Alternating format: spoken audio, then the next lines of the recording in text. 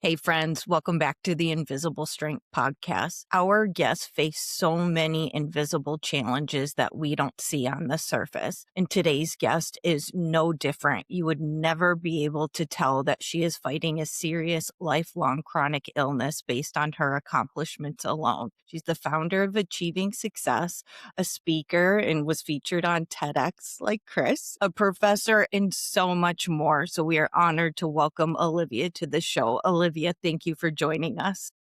Thank you for having me, and I'm so excited to have an impactful conversation with you both today. And Chris, as always, thank you for joining us. It's always great to see you. Great to see you as well, and so excited to be speaking with you, Olivia. So to start, Olivia, you have accomplished so much. Can you share with our community a little bit about yourself and what you've done in your career? So, I am a business owner, like you mentioned, but my story really starts back on shaping me from a young kid. I was a swimmer, was A-list student, grade wise, and I was training for the Junior Olympics when at 9 years old, I had an allergic reaction to Parmesan cheese, which triggered a seizure, which triggered multiple seizures to come after that and be diagnosed with epilepsy. And overnight, I went from this kid who, had like what some would say the perfect childhood and was active and competing against 18-year-olds and beating them and doing all these things to not knowing what was going on, not knowing what my body was doing, not being able to swim anymore. And that time really shaped how I show up today because my seizures were getting worse and worse as time went on. I think it was 6 months in, the initial doctor told my parents like I might not have normal brain function by the time I was in middle school. And it was either like take that and take it for what it is or not take the answer. And luckily I had parents in the medical field who didn't take that as the answer. And I looked at the doctor in the same note and was like, no, like, what does that? No. And I got in with a neurologist who is the best child neurologist in the world at the time. And slowly my seizures became under control. I started being able to identify, okay, what it feels like to start having seizure, like all these things to be able to stop it from occurring. And I just really realized that nothing should be taken for granted and tomorrow's not guaranteed. So what are you going to do with the opportunity today? Fast forward to, through college and getting certain opportunities, I always looked at them as like, it's an opportunity, right? Like getting into college, getting your license, none of that is a guarantee. So many people look at it as like, that's just the next step, right? You just do it. And so for me, all of those smaller life milestones looked even more precious. And it shaped me being like, okay, when you tell me no, now I'm going to really show you what yes can look like. And I became the youngest intern to ever intern at the New York Football Giants. I ended up working there for 8 years, managing pro athletes, having a wonderful, many different life experiences, and memories and lifelong friends during that time. Transitioned after I decided to go back and get my MBA to working in supply chain. I sit on some supply chain boards now, but also was hired by Lockheed Martin at the time. So I worked there for 3 years while also being a professor at a university. And my last year there, I was approached to write a textbook on career development because I have a degree and certification in every business area and I've had these different paths. And so I ended up writing the book in 2 weeks. It was published within 3 months of me signing the contract with the publishing company. And at the wrap party in July of 2022, the head project leader came to me and was like, hey, so like crazy thought here, because you have so many interesting stories. You challenge our team, you've made our team better, this and that. Have you ever thought about starting a podcast? Not knowing anything about podcasting at the time, and again, not saying no to any opportunity at face value, I said, no, but do you have a podcast division? I'd love to know more. And she looked at me and she goes, no, I just think you should go do it. And I'm like, thank you, but no, thank you. Like, I'm working 40 plus hours a week, full time. Then I'm going and teaching multiple classes. I'm a part of a few nonprofits where I sit on their boards, like, and I'm trying to have a life. Like, I need some time. I was single at the time. I'm like, I'd like to try to get a boyfriend. Like, I need time for that. And so I was like, thank you, no, thank you. And a few months later, the university wanted everyone back. Like, that was July. So a week before classes began in August, they wanted everyone back on campus. And I was living and working 4 hours away. And I was like, this isn't it. I'm not doing this. But this idea that no matter where I was, what I was like, whether it was in pro sports and managing athletes, whether it was at Lockheed, whether it was talking to different universities, the same overarching theme, even though it hadn't been brought up, of what your career path could be, what it can look like, how your unique superpowers can really be superpowers and not be looked at as a issue or a downfall, and that it's okay to pivot, like all these things. And I was like, okay, well, I talk about how can I get it to more people? How can more people feel like they're not alone? And I started researching podcasts and found out and learned everything I possibly could about the industry. And 2 months later, my podcast, as well as my business, launched. Within 30 days, it was in 8 countries completely organically. And people were coming to me being like, hey, how can I start a podcast? Or how can I grow my podcast to be like yours? I'm getting 1 view a week. How can I have these impactful conversations as guests? And that's where my podcast consulting side of the business started, never looked back. And now, through this, I've been a TEDx speaker talking on the topic of defeating your biggest enemy, you. Talked on many stages and started different things, and even started a second business, which is an apparel company for the U.S. Coast Guard. And so now I own 2 businesses, and they both come out of a place of love and passion. And that's what I do. That's my story in a very quick nutshell. Where do you get that drive? Because you talked about prior to the epilepsy diagnosis being someone who just like was accomplishing so much academically. So many people who are academically inclined don't necessarily have the ability to translate that to business or translate that to life skills. Where does your drive come from? I think it comes from 2 levels. One, if you meet my parents, they're both very accomplished.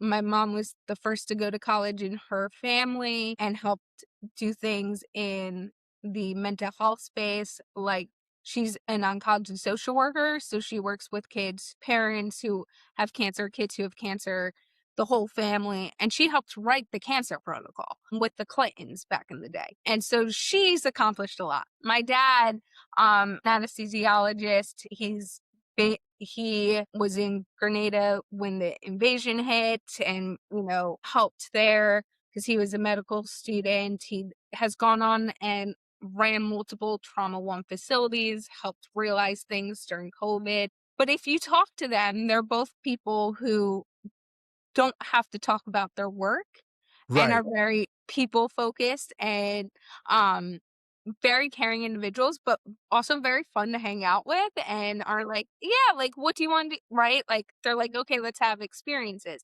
So I think part of it from a young age came from watching my parents and how they also interacted with other individuals, where it was people first, not having to talk about work. Obviously, work was talked about at home, but like in public settings, and just like picking up on like what my parents do is not necessarily the experiences everyone else has had. I think it also very much came from a level of like, from swimming to them being diagnosed with epilepsy, of like having a level of empathy. Because when I was diagnosed with epilepsy, mine was very rare. I had experiences like no one knew what to do with. Like, for example, I was a swimmer up until that time. Well, when you have a seizure in the water, you're supposed to drown.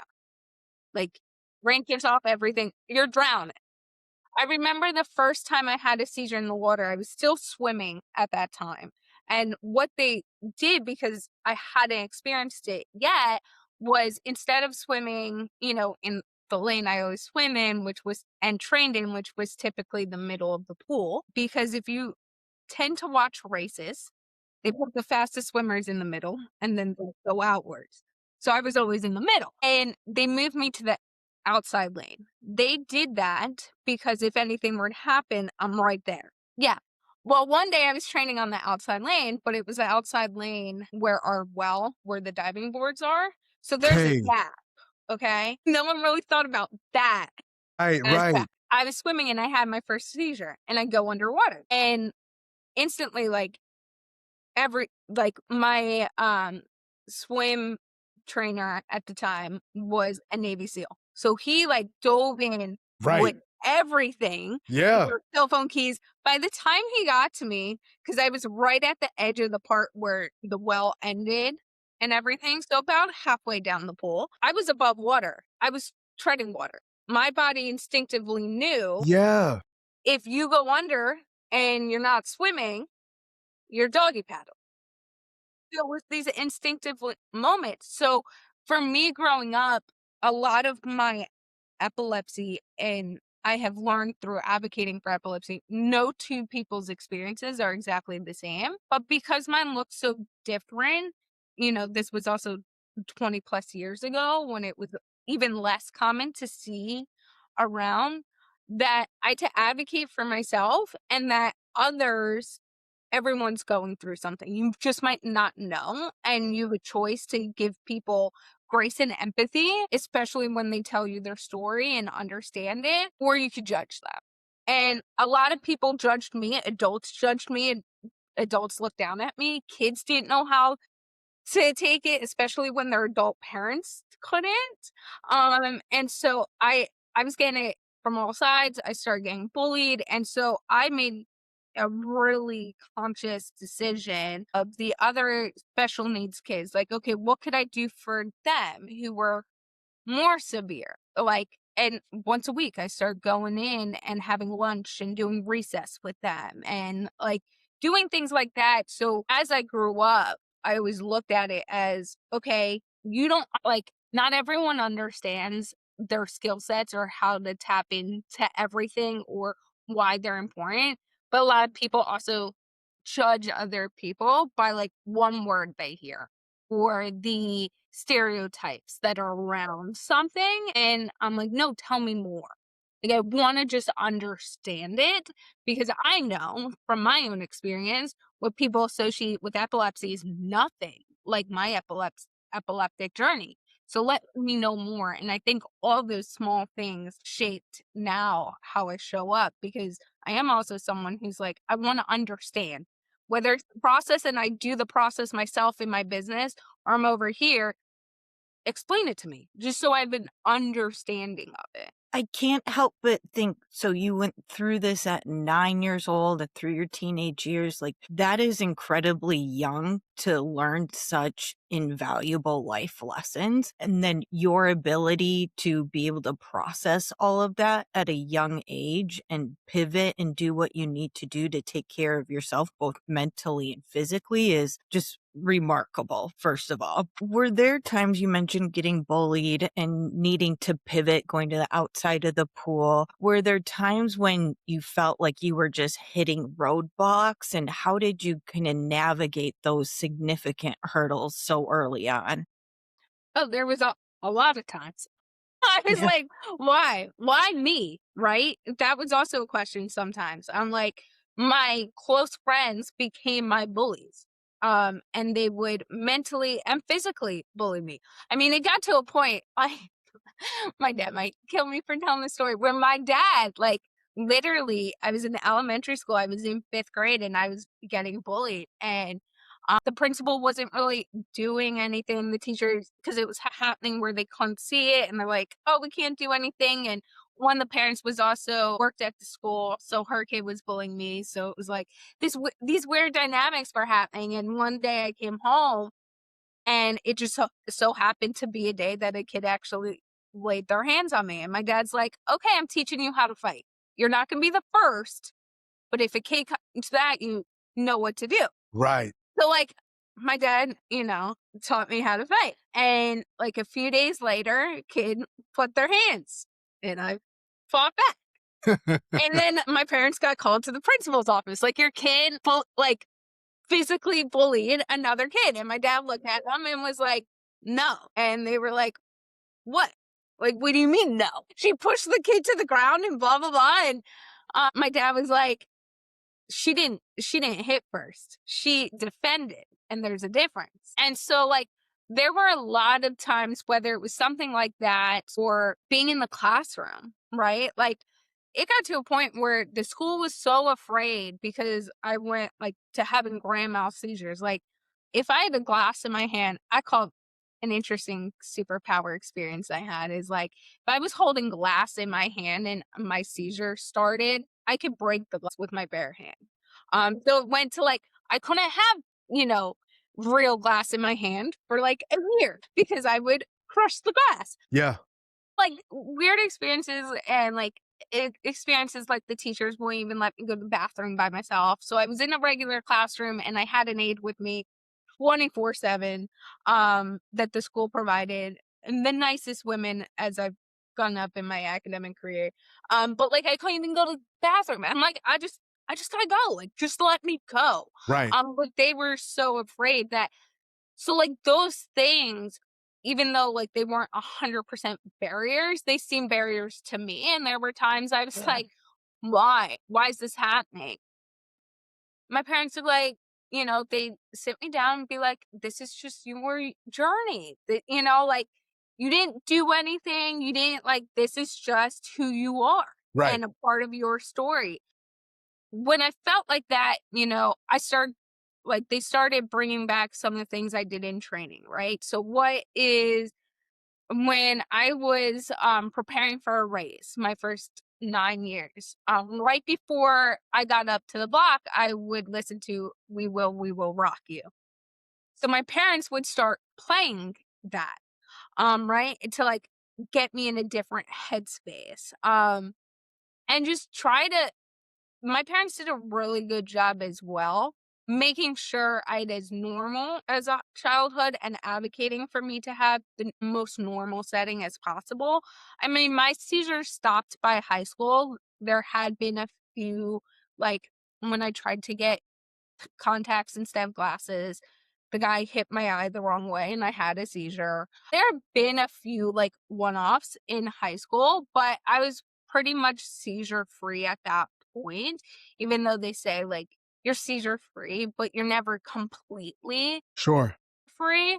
Because you never know. You know what it's like being on medication. You know you're seizure free when you're on medication, but you don't know what will happen when you get off the medication. So that's how they, in the epilepsy community, they kind of position it of like, yeah, you're seizure free, but like there's a scarcity to it. But anyway, they made sure like I had every opportunity. They made sure like, okay, if something was happening in class, if I was having trouble learning something, they'd be like, okay, spend more hours doing it. Or do you need a tutor? Like, you're not getting out of it. And so for me, that also then shaped like, okay, well, I just got to work through it. There's no other path forward. There's no excuse I could use. There's nothing like, because none of those are going to work to the adults around me. So, okay, just work through that. And now, too, it even shapes how I show up. Like, when people give me excuses, I'm like, okay, what are the possible solutions? Like, even if it's friends, I'm like, okay, so yeah, there's something, right? Like a friend who's a business owner comes to me and tells me something, or I'm working with them and something and a hiccup happens. I'm like, okay, but what's the solution? Right. And they're like, what do you mean? Like, but I'm like, okay. And I like look at the outside for a minute and I come up like, if they can't come up with it, I'm like, I'm going to come up with 5 possible solutions. Yeah. Now, I will also, in my own way of learning and knowledge in my career path, I will also come up with the possible hiccups that will happen and then what's the best route. But understanding that you got no other path forward than to go through the mess That's it. So whether it takes you a day or a year, you're going to have to go through it at some point. So Yes. just go through it.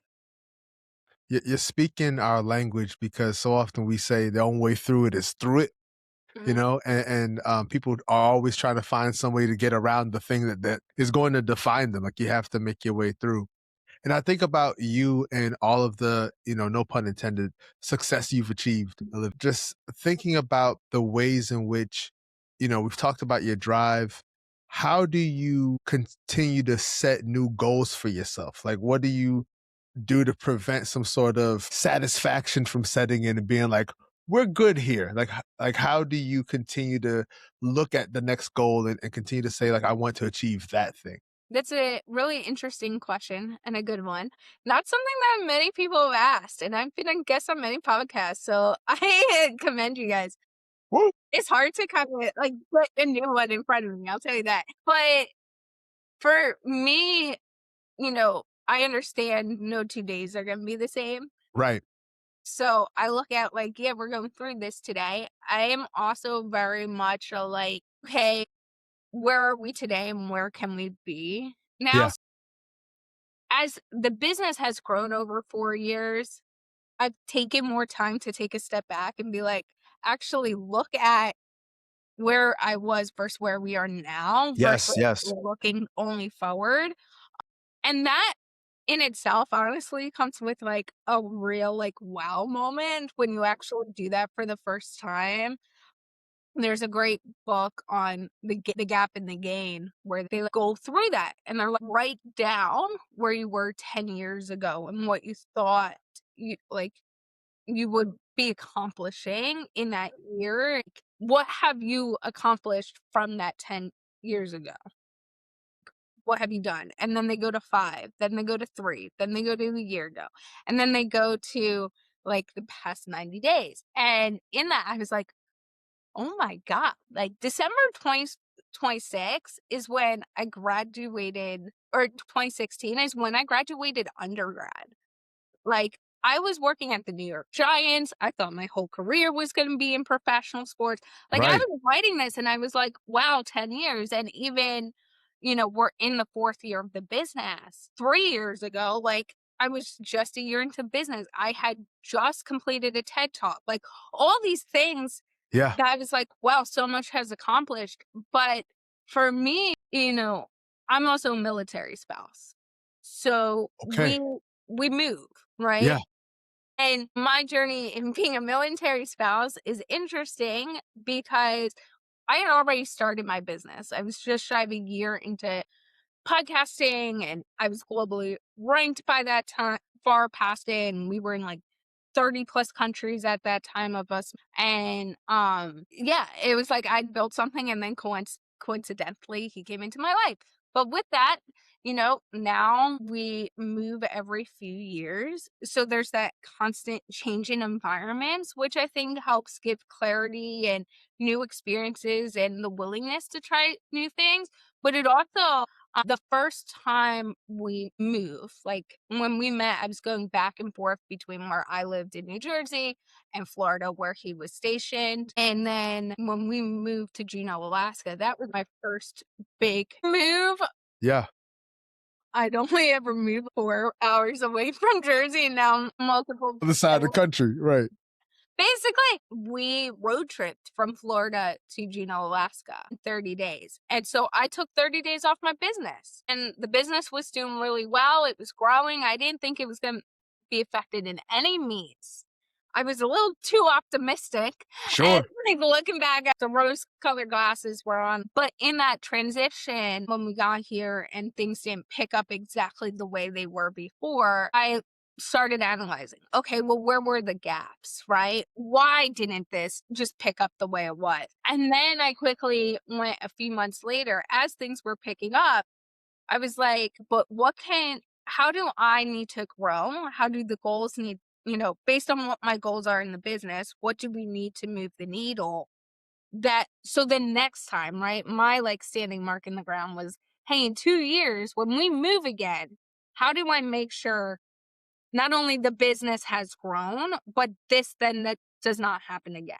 So the goals started to change a little bit. And through that business growth, a lot of personal growth also happens, which they don't talk about when you're an entrepreneur a lot, that like how you show up in your business, whether you like it or not, will end up feeding how you show up in the rest of your area. If you give it all, don't set boundary limits on the time you spend at work, guess what? You're not going to be showing up to the Yeah, family functions, because guess where you're going to be? At work, exactly. because you haven't Exactly. set the limits, right?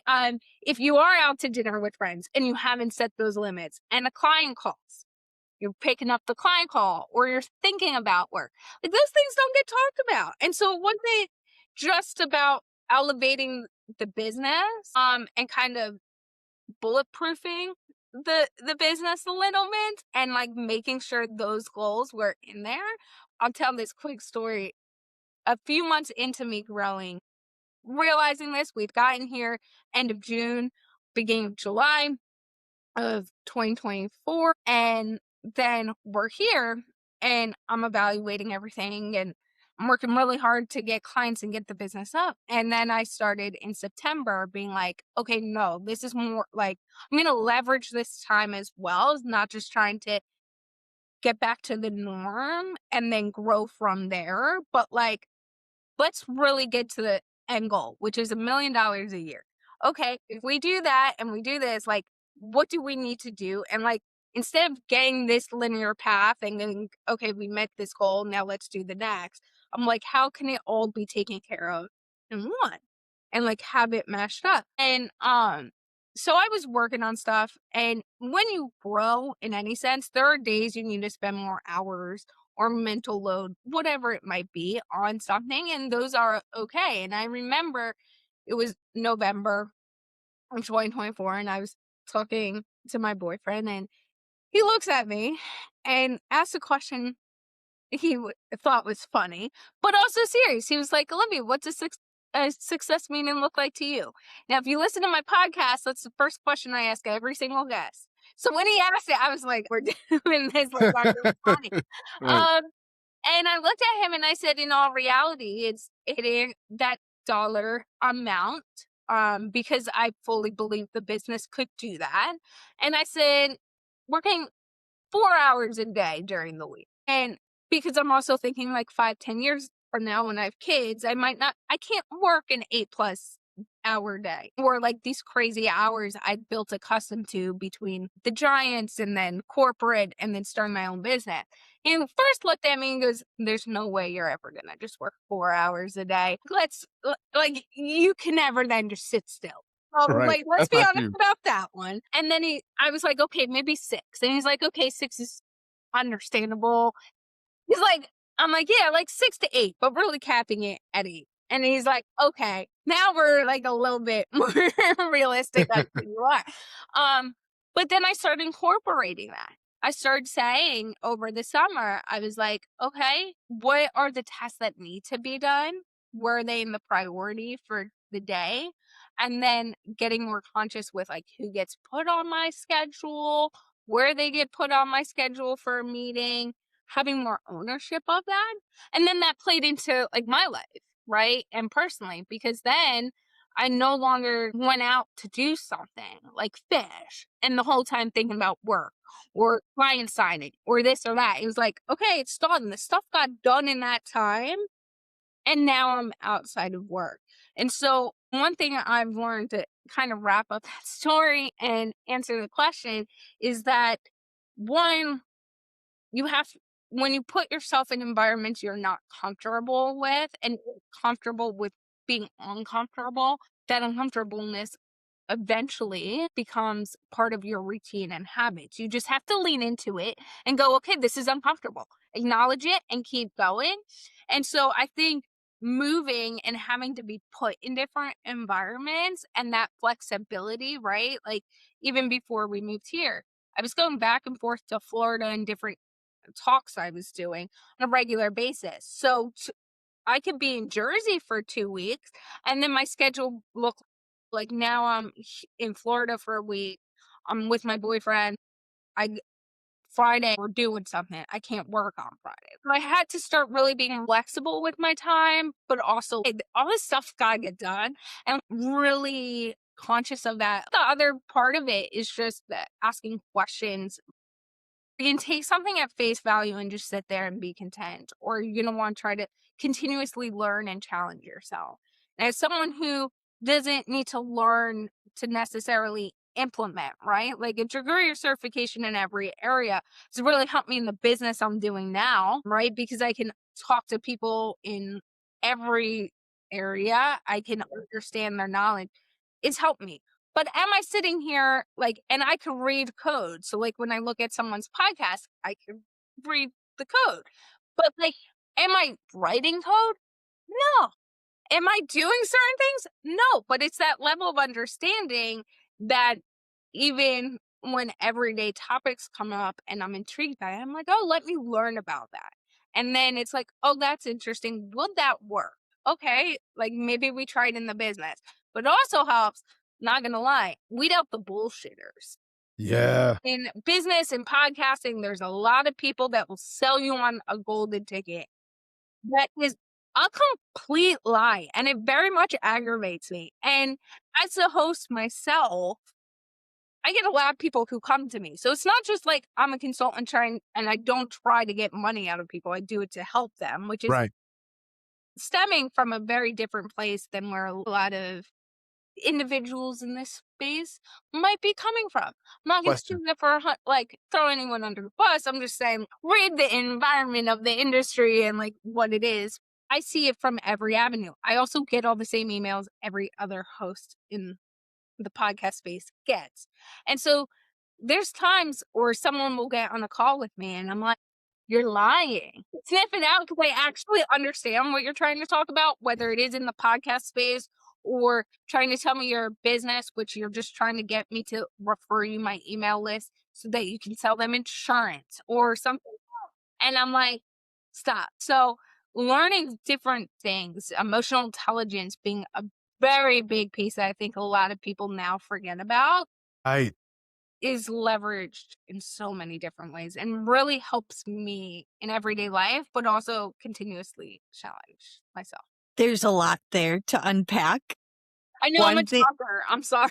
all good, all good. I can't help but wonder, you have this incredible drive and you seem very systematic in your approach to business and work life. How do you balance that or navigate when you feel like perhaps you're pushing too hard or maybe that you're not quite on the right path and are exploring pivoting? How do you balance that with your health and handling all of it together? So there's a few things, right? This first one, I'll tell you, took me a long time to really understand, but listen to the people around you, right? So one thing to perform well in business, to perform well in life, be present, all these different things. And also from a health perspective is getting those 8 hours of sleep. I will tell you, it wasn't until COVID hit, and I, I did get COVID twice, and they were very worried about if you have a neurological issue, the short term and or long term effects. And like for complete honesty and transparency here, when you grow up and every 6 months you're getting EEGs and 24-hour EEGs, 74 hours, whatever, and like blood work.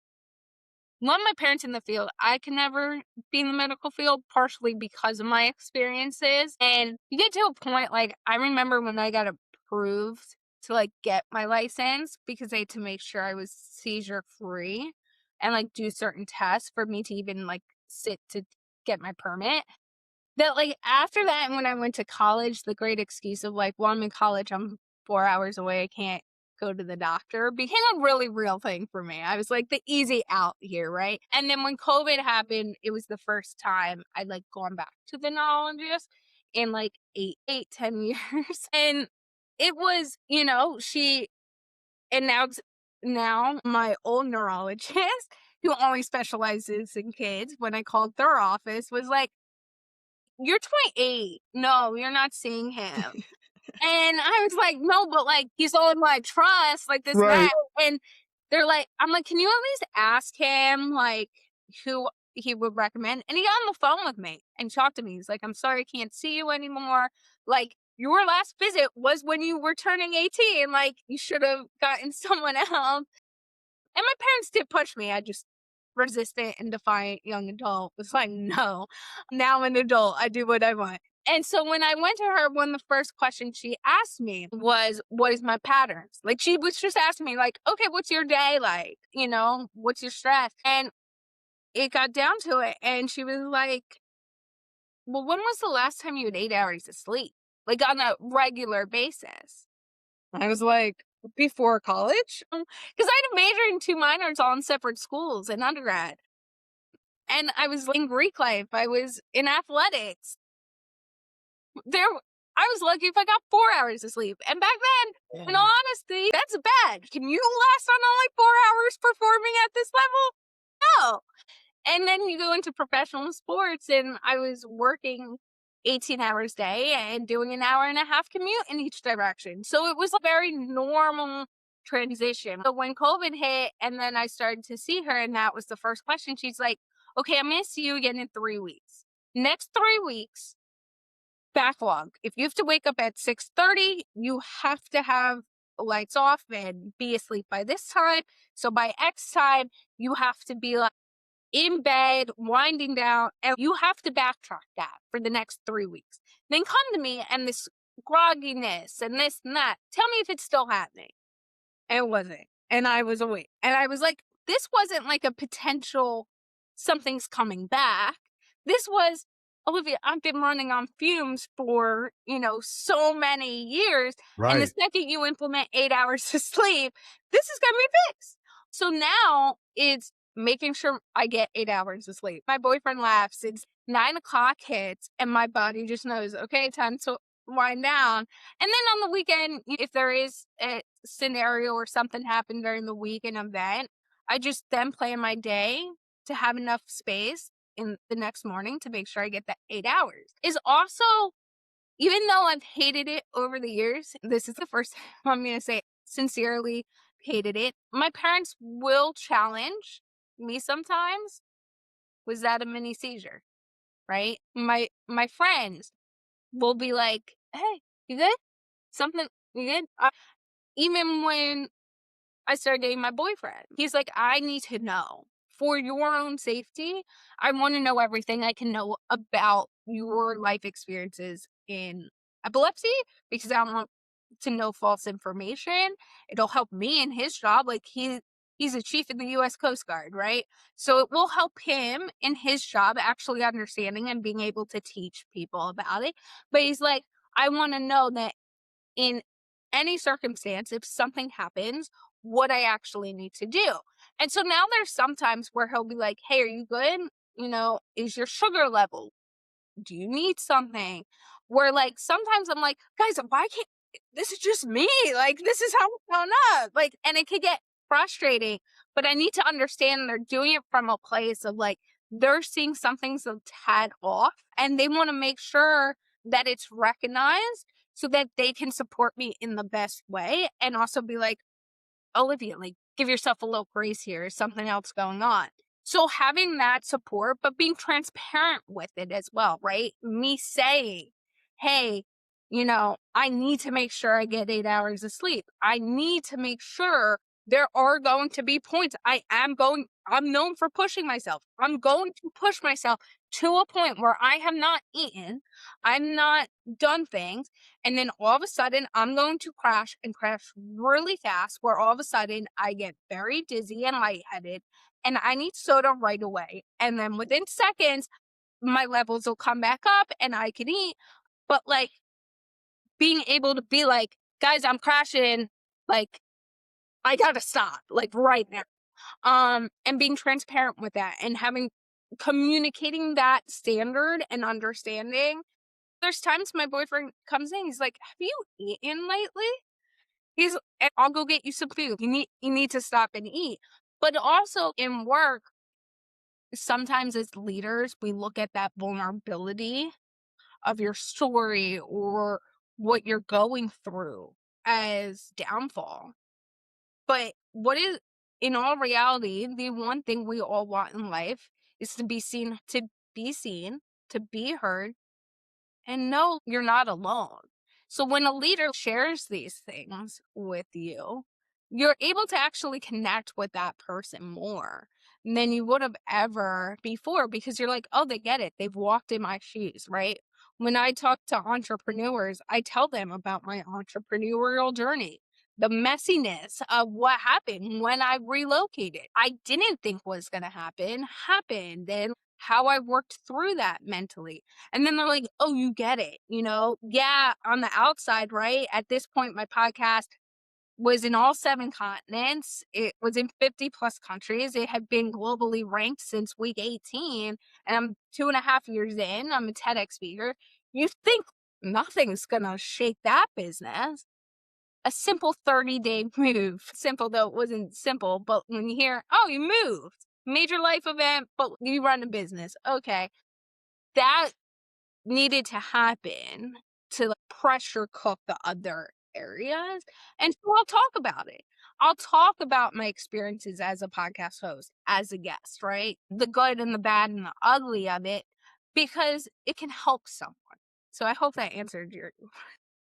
Yes, I very much appreciate your authenticity. And I agree that when we can be more open and transparent, it opens the doors to build those connections and deeper relationships. And it's particularly important as we see in leadership, whether it's career in our communities or elsewhere.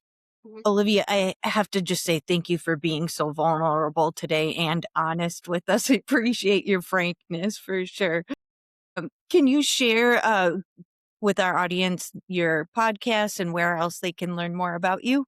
So my podcast is called Achieving Success with Olivia Atkin, and that releases every Tuesday on all audio platforms as well as YouTube. And we have fun conversations with celebrities, current or former pro athletes, entrepreneurs about what success means and looks like to them personally and professionally. And sometimes you will learn tips about business and perspective, and sometimes it's personal stories we go through. And most of the time it's a mix of both. And then you can email me at olivia.atkin@achieving-success.com. If you are interested in podcasting in any way, you want to understand any aspect of it, I'm here to always answer any question one might have about the industry. And you can go to my website, achieving-success.com. Thank you very much. It's been a joy to speak with both of you as well. I've really enjoyed it. Yeah. To our community, check out invigorateyourjourney.com. We are launching free virtual support groups in February, along with coaching services. You do not have to feel alone in this journey. We've been through it and we can help each other through it. Until next time, take care. Peace.